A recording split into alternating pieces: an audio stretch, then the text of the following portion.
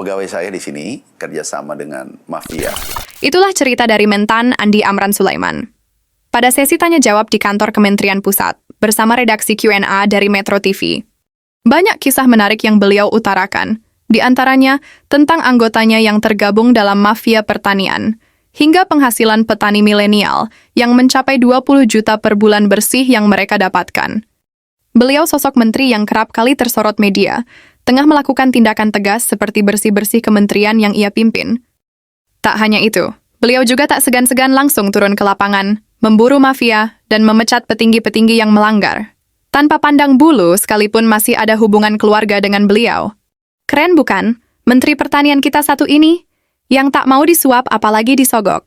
Walaupun jumlahnya mencapai 500 juta lebih. Jadi, daripada penasaran, langsung aja kita tonton kronologi lengkap perburuan dan eksekusi beliau terhadap para mafia di bidang pertanian. Bapak itu orangnya Prabowo atau Pak Jokowi? Oh, belum terjawab. Belum terjawab, Pak. Itu. Karena jawabannya ringan banget. Dua-duanya, saya tidak sempurna. Jadi memang selalu orang mengatakan Mr. Clean, tapi saya tidak. Tetapi di Kementerian Pertanian, kami tidak ada kompromi siapapun. Termasuk pernah keluarga saya pecat. Siapa yang melanggar harus ditindak. Nggak boleh mengatakan, maaf, ini baru-baru ada anak angkat pejabat besar. Setingkat eselon 2 sudah tersangka sekarang. Oke, Dan dari kementerian. Oh, dari kementerian. Ya, pegawai saya di sini, kementerian, kemudian tanda petik ya, kerjasama dengan mafia. Mafianya kami kirim ke kepolisian, sudah ada tersangka 2, kemudian mereka sudah tersangka juga. Berkali-kali pejabat kementerian, termasuk Pak Amran, bilang ada mafia. Ada sekian banyak yang sudah jadi tersangka di penjara dan seterusnya. Tapi kok nggak selesai-selesai sih, Pak? Maksudnya tetap ada. Betul. Gini, itu kejahatan tidak akan pernah habis sampai kiamat. Nah, untuk memitigasi, kita harus tegas. Kita harus hitam putih.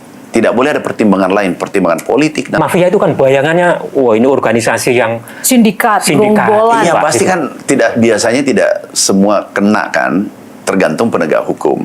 Tapi sekarang saja kan, minyak goreng kan ada 8 tersangka. Kami komunikasi dengan Pak Kapolri, sudah tersangka yang kemarin yang kami sidang. Ini terkait dengan spion tadi kan, kita sepakat spion itu untuk melihat ke belakang supaya kita bisa maju ke depan. Ya.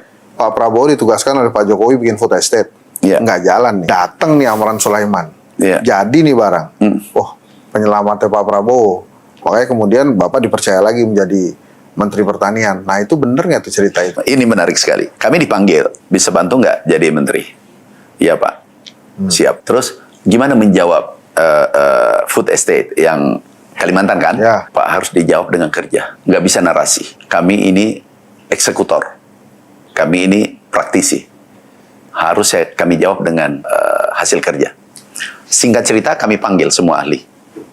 Ahli tanah, ahli tanaman yang dari Kalimantan. Kenapa nggak bisa tumbuh? Oh, ini Pak, susah air. Kenapa? Harap gini-gini. Ini Pak, cahaya matahari dan seterusnya. Agroklimatnya pencucian dan seterusnya. Oke, sini. Jadi nggak bisa? Nggak. Oke, baik. Aku ini baru dilantik 1 hari. Saya ingin 41 hari berhasil. Oh, anu susah. Oke. Duduk sebelah sini. Yang tidak bisa. Yang bisa sebelah sini. Maksudnya, Pak, kamu tidak layak memimpin. Nah, terus? Dia bilang, kalau begitu aku sanggup. Karena dia sudah tahu karakterku. Meritokrasi. Nggak sanggup, minggir. Nakal, minggir. Ke lapangan, tanam, dan seterusnya. Saya katakan, bulan saja orang sudah tanami. Siap ditanami bulan. Apalagi bumi. Ayo kita beresin. 40 hari aku datang. Tumbuh jagung, lebih tinggi dari saya. Subur. Wamenhan datang penasaran. Diutus oleh Pak Menhan waktu itu, Pak Prabowo. Pak Menhan ke sana cek langsung. Aku ditanya, kok ini tumbuh, sana tidak tumbuh? Oh ya, beda Pak perlakuannya. Apa? Ini ada ilmunya. Apa ilmunya? Rahasia Pak. Aku didesak. Gimana? Aku bisiki telinga direkturnya. Kalau ini tanaman mati, bersamaan mati karirmu di pertanian. Beberapa hari yang lalu, Pak Amran tuh ngomong food estate gagal karena wartawannya yang menulis. Yang saya katakan, nah inilah jangan dipelintir. Ini yang dulu, kenapa gagal proyek 1 juta hektar? Karena pendekatannya tidak holistik. konteksnya masa lalu. Iya. Nah, ini menarik sekali Pak Kodori pertanyaannya. Dulu di Kalimantan dengan Papua Papua Selatan, Merauke, satu orang mempunyai lahan 400 hektar, 1000 hektar. Kita cetak sawah nih, baru tinggalkan. Kalau mau pakai manual, cangkul, itu 20 tahun itu diselesaikan. Ini jadi hutan kembali nih. Apa yang dimaksud holistik? Mulai dari pembibitan, penanaman, panen, penyimpanan, semua menggunakan teknologi tinggi sejajar dengan negara maju Amerika. Dan itu yang dilakukan sekarang. Itu yang dilakukan sekarang, dan alhamdulillah sekarang sudah panen. Oh, kenapa Hari? Kalau di Indonesia kan takutnya kan gara-gara milenial nih yang nggak mau turun ke sawah. Menarik nih. Ya itu, Oke. itu kan petani sekarang tuh ya udah uzur-uzur lah, masih Iya. nyangkul segala macam gitu Oke. kan. Kenapa nggak tertarik gitu? Atau mungkin nggak sih kalau gagal panen itu kan salah satu kendala juga tuh, takutnya wah gagal panen malas bertani ya gitu, mendingan yang dagang aja gitu. ini. Itu ada nggak sih di pertanian itu kalau gagal panen itu dapat asuransi gitu Pak? Itu kami yang terapkan pertama, asuransi. Tapi yang menarik pertanyaannya milenialnya. Milenial tidak akan turun ke sawah bertani kalau tidak menguntungkan dan tidak menggunakan teknologi tinggi. Betul. Karena nggak mau Dua. kotor, kesannya seperti Iya. itu ya. Nah, Dan masih sekarang- belum bergengsi menurut Ya, milenial. sekarang kami transformasi pertanian tradisional menuju modern. Dan pakai drone, GPS. Makanya ketemu Traktornya Pak jalan Ganjar sendiri. ya, Pak, kemarin, Pak. Sekarang yang mendaftar tahu nggak? Milenial tahu mendaftar sekarang 27.000. Termasuk di Merauke, Kalimantan Tengah, Kalimantan Selatan, Sumatera Selatan. Langsung turun ke sawah. Turun ke lapangan 27. Bukan milenial buat konten doang masalahnya Pak. Bukan. Dia bekerja sekarang, kami buka sekarang 1 juta hektar lebih. Dan mereka turun, perempuan yang operasikan traktor. 2 syarat untuk menurunkan milenial ke lapangan, ke pertanian. Karena ada 52 generasi Z dan milenial. Untuk menuju Indonesia emas, ini harus masuk. Kalau gagal menarik milenial, Indonesia emas sulit. Teknologi tinggi dan menguntungkan.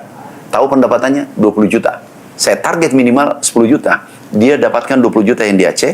Di Merauke dia dapatkan 20 juta, 15 juta minimal per bulan bersih. Artinya dia di atas gaji menteri. Jadi kita ciptakan yang menarik. Tapi kalau pendapatannya 3 juta, pasti tidak mau. Lebih baik jadi pegawai. Kementerian Pertanian itu punya hak otoritatif ke Institut Pertanian Bogor nggak? Yang kemudian sekarang jadi institut fleksibel banget itu. Kan gara-gara itu tuh lulusan-lulusan IPB itu nggak ada yang mau jadi petani tuh. Maksud saya Kementerian Pertanian tuh punya hak otoritatif nggak? Nggak bisa. Milenial nggak bisa dipaksa. Oh. Tapi kita ciptakan di situ gula atau semut. Gula seperti semut mereka datang. 20 juta saja, Pak. Sebulan. Sebulan. Oke. Iya, bersih. Tertarik Jadi apakah kalian tertarik menjadi petani milenial dengan penghasilan rata-rata 15 hingga 20 juta per bulan? Dan apa yang terjadi jikalau semua menteri tegas dan jujur seperti beliau? Silahkan berdiskusi di kolom komentar. Terima kasih.